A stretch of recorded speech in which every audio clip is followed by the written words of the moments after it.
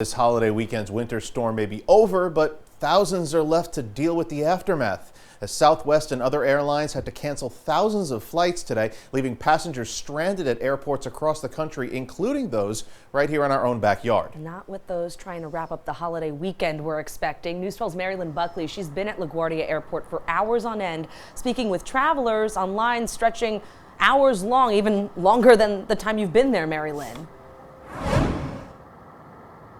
Amanda, Kurt, a lot of frustrated travelers tonight, as you can imagine. Now, these thousands of delays and cancellations, they're bound to affect people's New Year's plans. We actually got to speak to some of the people that have been online all day, and they tell us they were told by airline staff in many situations that they're only going to be able to rebook some of those flights this weekend or close to it. And they say that their travel nightmare, well, they feel like it's continuing.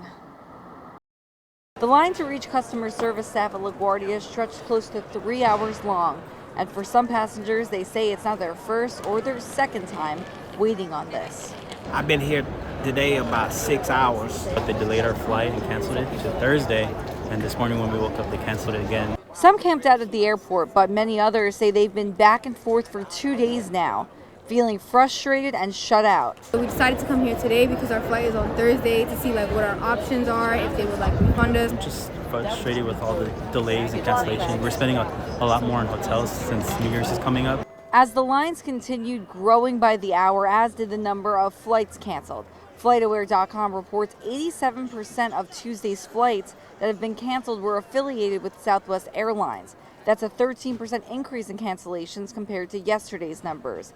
And for the majority of passengers still here, they say it's been over 48 hours, and some of them still with no new ticket rebooked. This is the third time it's been canceled.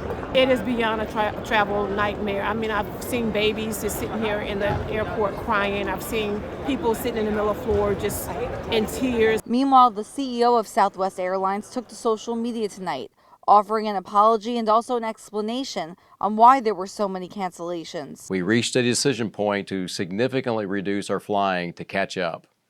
We're focused on safely getting all of the pieces back into position to end this rolling struggle. It seems like a never-ending travel nightmare for those passengers there, Mary-Lyn. So we just heard from the Southwest CEO. From what I'm understanding, though, there is more to look into here. Can you elaborate a little bit on that?